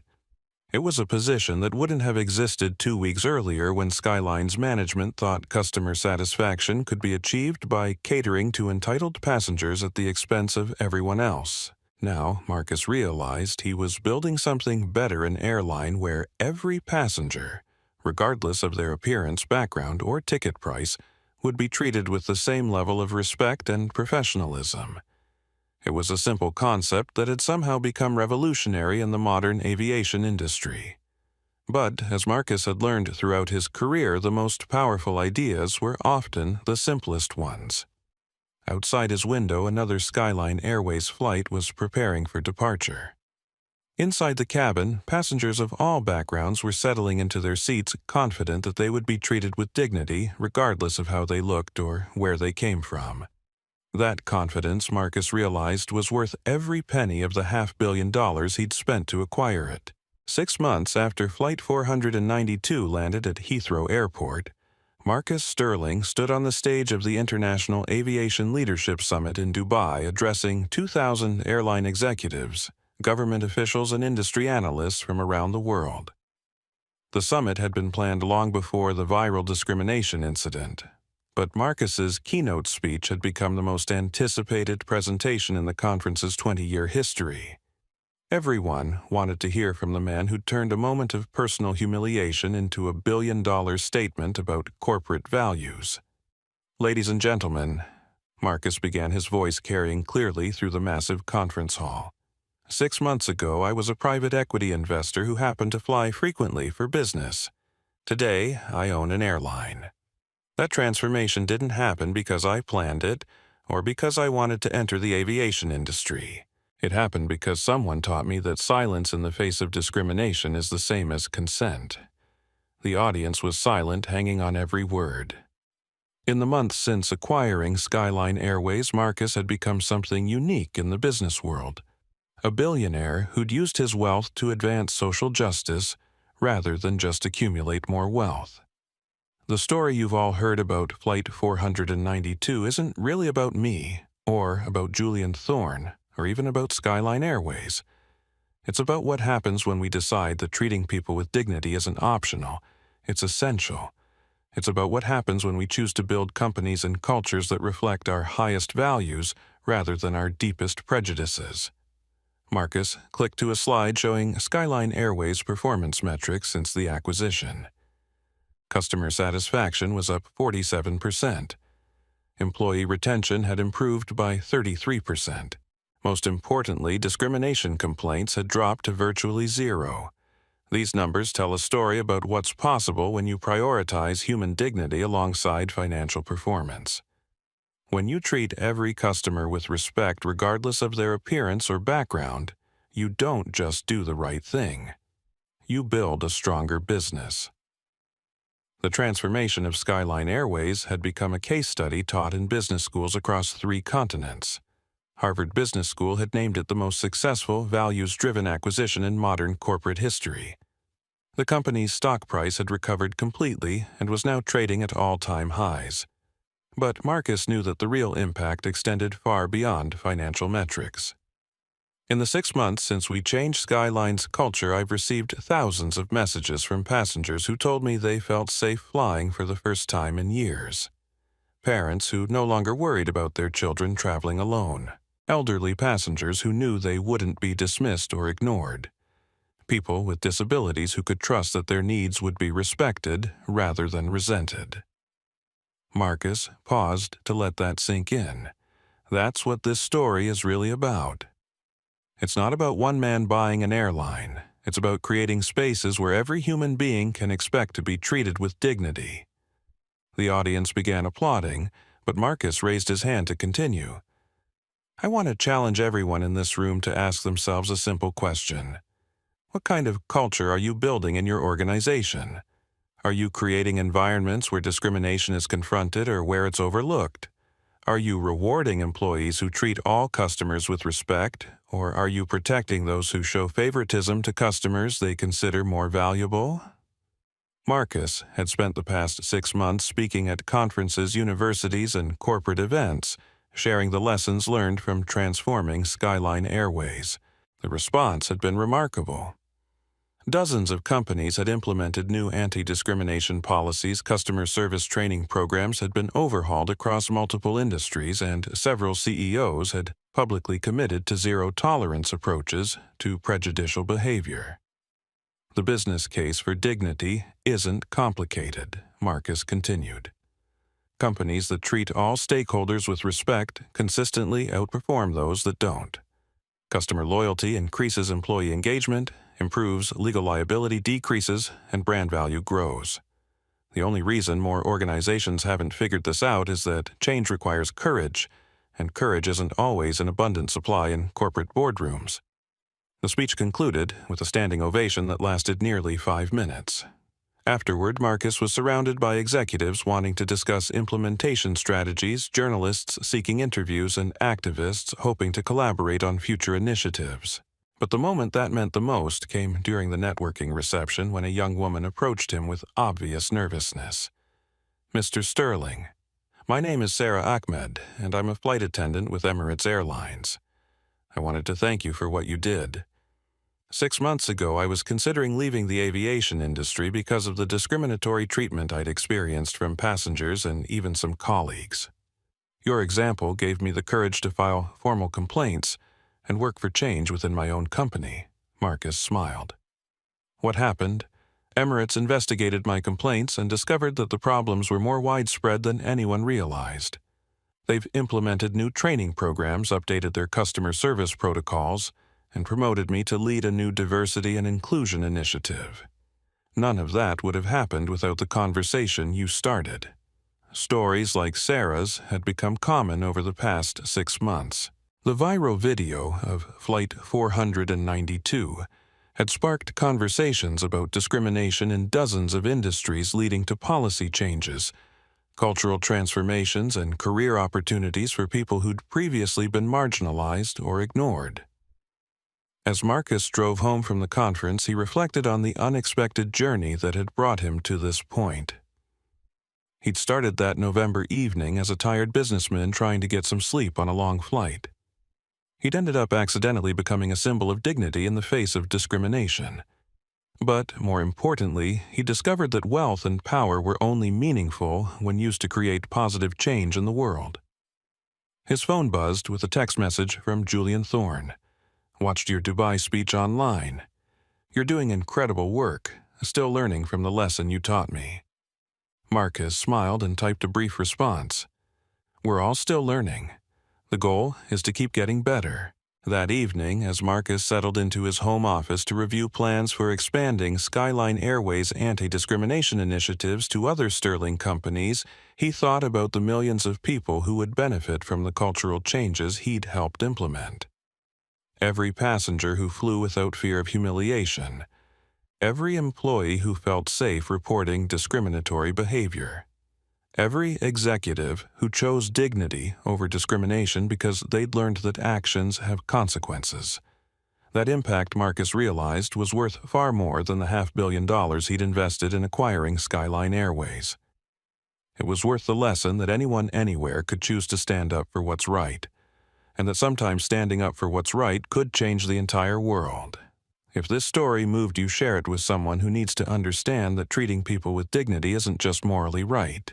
It's good business. Don't forget to hit that like button if you believe everyone deserves respect regardless of how they look or where they come from. Subscribe to the channel and ring that notification bell, because we're just getting started with stories that prove justice and good business go hand in hand. And please share this video with your family and friends, because the next time you witness discrimination, you'll have a choice: stay silent or speak up for what's right. The choice you make might just change everything. Until next time, remember that true power isn't about the money in your bank account or the clothes on your back. True power is about how you treat the person standing right next to you.